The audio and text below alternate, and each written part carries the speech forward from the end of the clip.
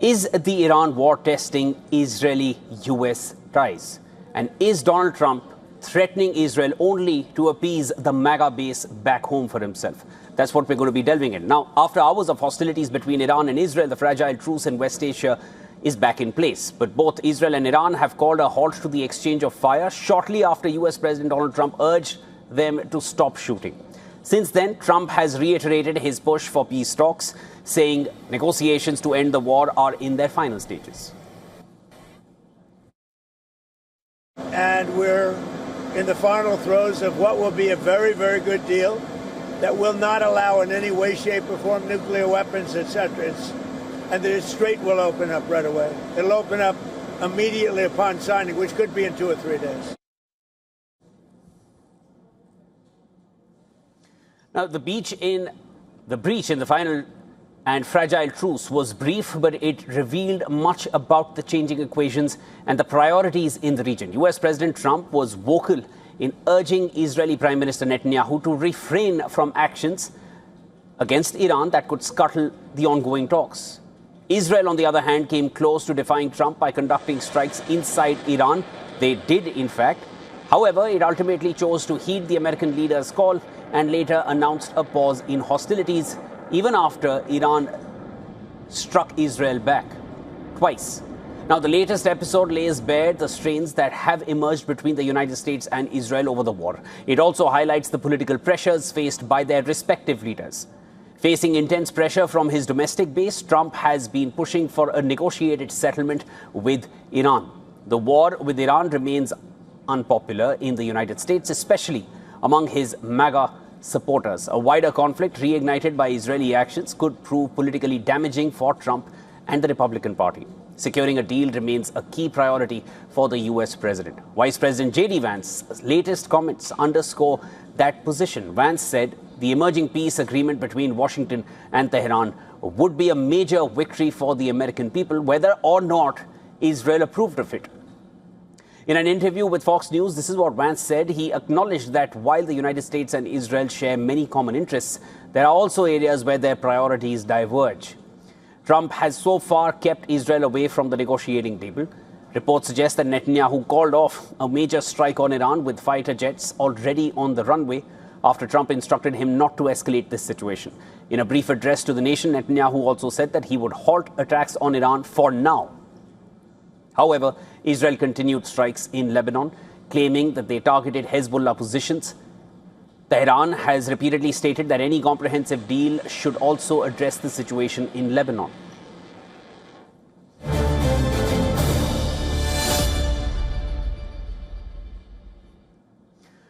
All right, to discuss this further, I'm now going to be joined by both my guests. From London, we're joined by James Marlowe, a foreign and defense analyst.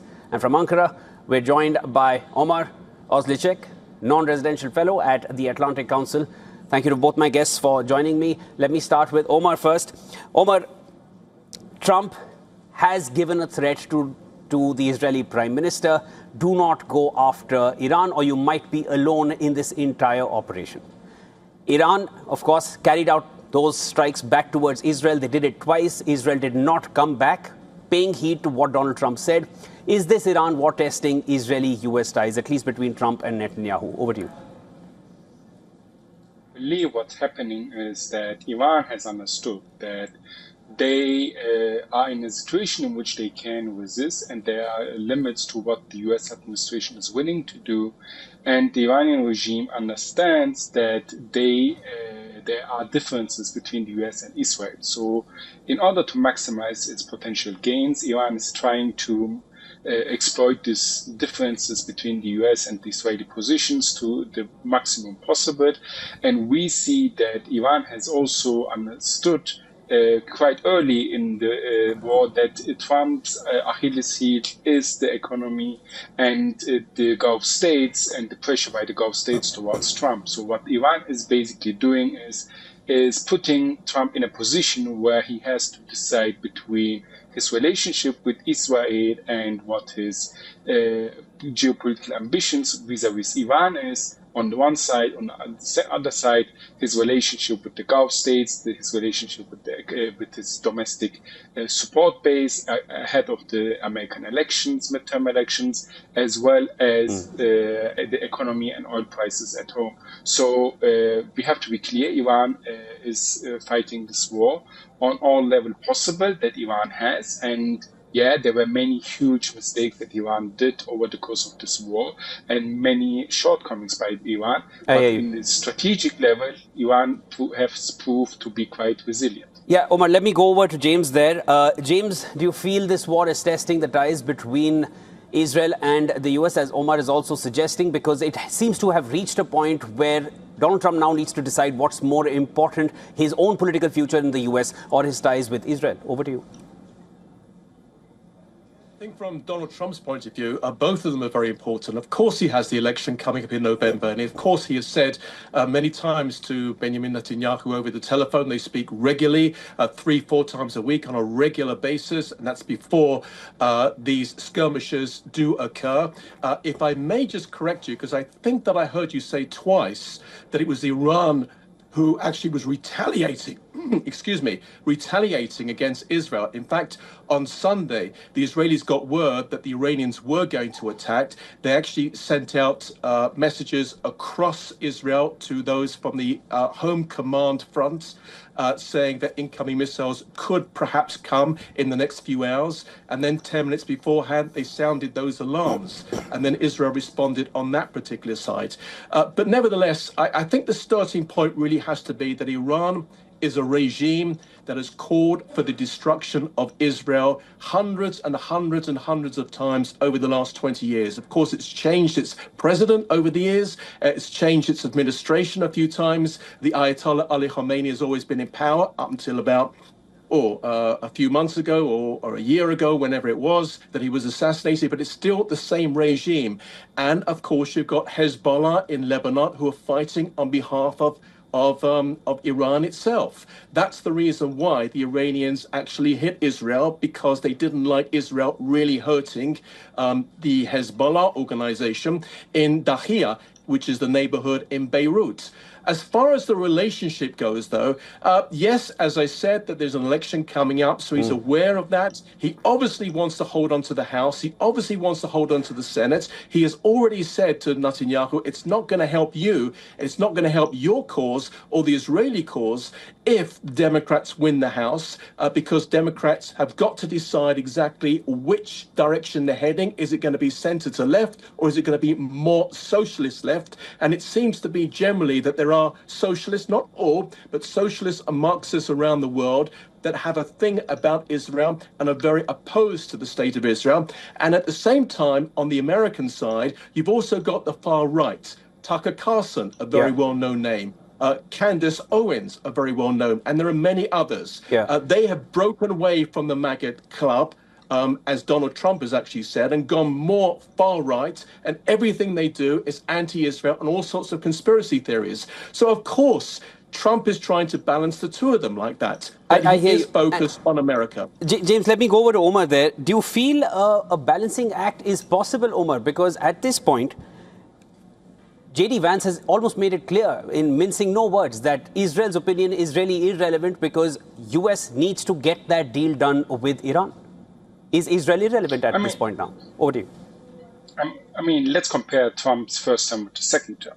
Actually, in the first term, the Trump's approach towards Iran was more efficient and has produced better results than the current approach. We see that by following the lead of Netanyahu, that Trump got himself into a corner and that he is now in a very tough position because he believed Netanyahu's assessment about the Iranian regime. And here we have to clearly say, for Iran, the state of Iran, it's basically the Iranian regime. And threatening Iran is equivalent to threatening the Iranian regime from the eyes of the Ayatollah. So therefore, we can assess that the threats from Iran to Israel are quite similar to the threats from Israel towards Iran, except that the Israeli threat is not to annihilate the Iranian state, but from the Iranian regime's perspective, that doesn't matter. So here, the Trump administration is in a very tough position. And the best thing that Trump can do and should do is to put the brakes on Netanyahu, to stop him. And we clearly see that Trump understands that following Netanyahu and his domestic politically driven motivations and his motivations of a never-ending wars is against the interests of the US, is against the interests of the regional security and Trump per se. So he has to put brakes on Netanyahu. Understood. And on that note, let me go back to James. James, do you feel Trump is cornered because of Netanyahu, and can he put the brakes on Netanyahu? Because we've seen time and again that ultimatum is given by Donald Trump, and yet Israel continues with what Donald Trump is asking him not to do. Over to you. Well, firstly, the Americans didn't attack Iran on the basis of intelligence which came from Israel. They have their own intelligence. It's very, very good. In fact, some say it's the best in the world, in some cases better than Israel. And that was their assessment, that Iran was very, very close to nuclear weapons. In their own words, when they sat down for talks, the very first meeting in Oman, if I remember, and this was confirmed by the US envoy to the Middle East, Witkoff, who said, and I believe I'm quoting right now, that we have 460 kilograms worth of enriched uranium, which is enough to build 11 nuclear weapons. That was their starting point. So they were admitting that they had all the capability to make these nuclear weapons.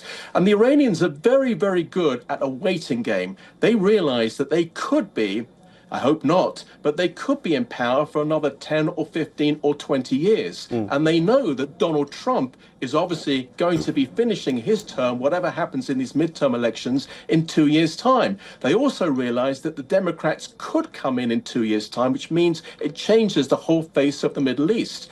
So therefore, the Iranians are good at the waiting game. Now, Donald Trump was trying to play that waiting game at the same time, continuing to say talks are going very well. We are discussing things. We're very, very close. And as a result, the price of oil was coming down and it zoomed up again when skirmishes occurred once again.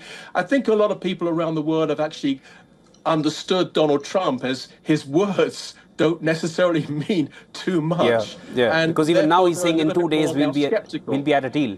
Yeah, even now he's saying that in 2 days we'll arrive at that deal. And at this point, an Apache helicopter has been taken down in the Strait of Hormuz. The reasons are yet to be disclosed. And at the same time, we've also learned that, and to your earlier point, James, that regarding it was U.S. intelligence, there are reports that John Kerry himself, former U.S. Secretary of State, saying that it was Netanyahu who had proposed this war with Iran to successive U.S. presidents over the years. So that remains debatable. Perhaps we'll continue this debate at a later stage yet again, because at this point there seems to be a clear lack of clarity on where this is going. Iranians still maintain no talks are on, the deal isn't going to be achieved. US still maintains they still remain optimistic. JD Vance saying Israel's opinion is not relevant at this point. Cracks are only seeming to be emerging. To both my guests, thank you so much. There will be more to discuss. Look forward to debating with you again.